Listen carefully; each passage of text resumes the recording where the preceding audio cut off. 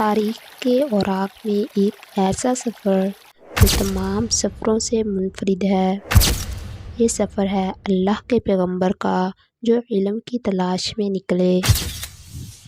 حضرت موسیٰ علیہ السلام اللہ کے نبی، صبر اور فہم کے راستے پر گامزن ہیں۔ وہ اس پراسرار ہستی کی تلاش میں ہیں جو اللہ کی عطا کردہ خاص حکمت رکھتا ہو۔ ایک سفر جو ہمیں سکھاتا ہے کہ حقیقی علم عاجزی، صبر اور اللہ کی مرضی کے سمجھنے میں پوشیدہ ہے۔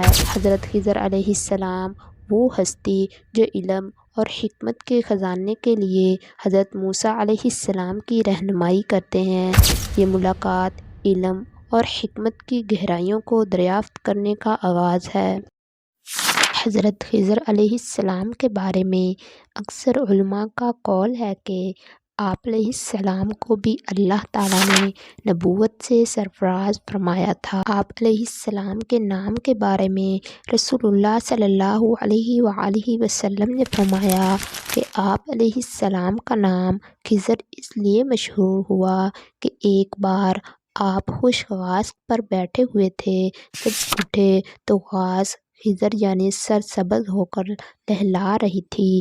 اس وقت سے آپ کا نام خضر کے نام سے مشہور ہو گیا۔ حضرت موسیٰ علیہ السلام اور حضرت خضر علیہ السلام کی ملاقات کا واقعہ اسلامی تاریخ اور تعلیمات میں ایک اہم حیثیت رکھتا ہے، اور یہ واقعہ قرآن مجید کی سورۃ الکہف میں 82 میں بیان ہوا ہے۔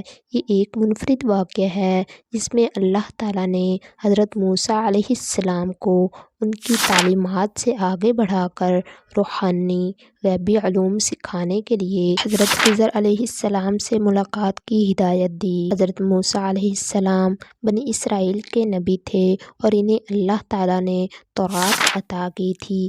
ایک دن حضرت موسیٰ علیہ السلام نے اپنے پیروکار کے سامنے کہا، اس زمین پر سب سے زیادہ علم رکھنے والا وہی ہے۔ اللہ تعالیٰ نے ان کی اصلاح کے لیے یہ پیغام دیا کہ دنیا میں ایک اور شخص بھی ہے جسے وہ علم حاصل ہے جو حضرت موسیٰ علیہ السلام کے پاس نہیں ہے۔ اللہ تعالیٰ نے حضرت موسیٰ کو حضرت خضر علیہ السلام سے ملاقات کرنے کی ہدایت دی اور اس ملاقات کی نشانی یہ بتائی کہ جب مچھلی گم ہو جائے گی تو وہ مقام حضرت خضر علیہ السلام کی ملاقات کا ہوگا۔ حضرت موسیٰ علیہ السلام نے اپنے نوجوان خادم حضرت یوشع بن نون کو اپنے ساتھ سفر کا آغاز کیا اور دونوں نے اس سفر میں ایک مقام پر مچھلی گم ہونے کا واقعہ دیکھا جو کہ ملاقات کی نشانی تھی۔ حضرت موسیٰ علیہ السلام نے فوراً پلٹ کر اس جگہ کا رخ کیا جہاں انہیں حضرت موسیٰ علیہ السلام سے ملنا تھا۔ حضرت خضر علیہ السلام ایک اللہ کے ولی اور نبی تھے جنہیں اللہ نے خاص علوم اور غیبی حکمتیں عطا کی تھی۔ ان کا علم عام انسانی علم سے مختلف تھا کیونکہ وہ اللہ کے حکم سے غیب کے پردے میں چھپی ہوئی باتوں کو جانتے تھے۔ ان کی زندگی کے بارے میں زیادہ معلومات نہیں دی گئی ہیں، لیکن قرآن مجید اور حدیث سے پتہ چلتا ہے بہت ہی نیک اور اللہ کے قریب انسان تھے۔ جب حضرت موسیٰ علیہ السلام حضرت خضر علیہ السلام سے ملے تو انہوں نے ان سے درخواست کی کہ وہ انہیں اپنے ساتھ رکھیں اور اللہ کی طرف سے سکھائے گئے خاص علوم میں سے کچھ سکھائیں۔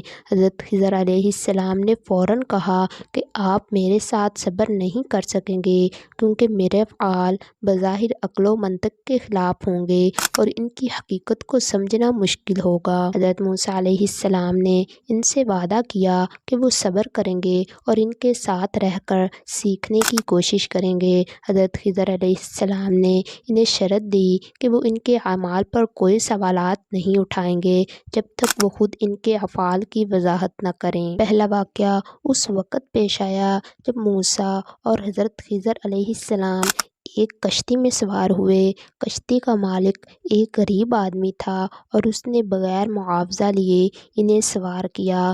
راستے میں حضرت خضر علیہ السلام نے اچانک اس کشتی میں سوراخ کر دیا، جس پر حضرت موسیٰ علیہ السلام نے اعتراض کیا کہ آپ نے ایک نیک انسان کی کشتی کو کیوں نقصان پہنچایا۔ حضرت خضر علیہ السلام نے انہیں یاد دلایا کہ آپ صبر نہیں کر سکیں گے، لیکن حضرت موسیٰ نے معذرت کی اور وعدہ کیا کہ آئندہ وہ سوال نہیں کریں گے۔ کچھ دیر بعد حضرت خضر علیہ السلام نے اس عمل کی وضاحت کی کہ اس کشتی کے مالک ایک غریب خاندان تھا اور ان کے علاقے کا بادشاہ ہر اچھی کشتی کو زبردستی چھین لیتا تھا۔ حضرت خضر علیہ السلام نے کشتی کو عیب دار بنا کر اسے اس ظلم سے بچا لیا تاکہ بادشاہ اسے چھین نہ سکے۔ دوسرا واقعہ اس وقت پیش آیا جب خضر علیہ السلام اور حضرت موسیٰ علیہ السلام ایک راستے پر جا رہے تھے کہ حضرت خضر علیہ السلام نے ایک نوجوان لڑکے کو قتل کر دیا۔ حضرت موسیٰ علیہ السلام کو یہ بات سخت ناپسند ہوئی اور انہوں نے کہا کہ آپ نے ایک بے گناہ جان کو کیوں قتل کر دیا۔ حضرت خضر علیہ السلام نے انہیں پھر یاد دلایا کہ آپ صبر نہیں کر سکیں گے اور میں نے کہا تھا کہ سوال نہ کریں۔ اس کے بعد حضرت خضر علیہ السلام نے وضاحت کی کہ وہ لڑکا اپنے والدین کے لیے کفر اور بدکاری کا سبب بننے والا تھا اور اللہ نے چاہا کہ اس لڑکے کی جگہ ان کے والدین کو ایک نیک بچہ عطا کیا جائے جو ان کے لیے باعث رحمت ہو۔ تیسرا اور آخری واقعہ اس بستی میں پیش آیا جہاں حضرت خضر اور حضرت موسیٰ علیہ السلام نے قیام کیا۔ وہاں کے لوگوں نے ان کے ساتھ اچھا سلوک نہیں کیا اور انہیں کھانے کے لیے کچھ نہیں دیا۔ اس کے باوجود حضرت خضر علیہ السلام نے ایک گرتی ہوئی دیوار کو ٹھیک کیا۔ حضرت موسیٰ علیہ السلام کو یہ بات بڑی عجیب لگی کہ ان لوگوں نے آپ کو کچھ نہیں دیا اور پھر بھی آپ نے ان کی دیوار مفت میں درست کر دی۔ حضرت خضر علیہ السلام نے اس عمل کی وضاحت کی کہ اس دیوار کے نیچے 2 یتیم بچوں کا خزانہ دفن تھا اور اگر دیوار گر جاتی تو خزانہ ظاہر ہو جاتا اور بستی کے لوگ اسے لوٹ لیتے۔ اللہ نے چاہا کہ یہ بچے بڑے ہو جائیں اور اپنے خزانے کے حق خود حاصل کریں، اس لیے حضرت خضر علیہ السلام نے دیوار کو درست کیا۔ یہ 3 واقعات ہمیں اس بات کا گہرا سبق دیتے ہیں کہ بعض اوقات ہماری محدود عقل اور فہم سے اللہ تعالیٰ کی حکمتوں کو سمجھنا ممکن نہیں۔ حضرت موسیٰ علیہ السلام جیسے عظیم نبی بھی حضرت خضر علیہ السلام کے افعال کی حقیقت کو فوری طور پر سمجھ نہیں سکے۔ اللہ تعالیٰ کے فیصلے اور حکمتیں اکثر ہماری نظروں میں عجیب یا غلط لگ سکتے ہیں، لیکن حقیقت میں ہمارے بہترین مفاد میں ہوتے ہیں۔ حضرت خضر علیہ السلام نے بار بار حضرت موسیٰ علیہ السلام کو یاد دلایا کہ آپ صبر نہیں کر سکیں گے۔ یہ اس بات کی نشاندہی کرتا ہے کہ علم کے ساتھ صبر کا ہونا ضروری ہے، کیونکہ بعض اوقات ہمیں حقائق اور نتائج فوراً نظر نہیں آتے۔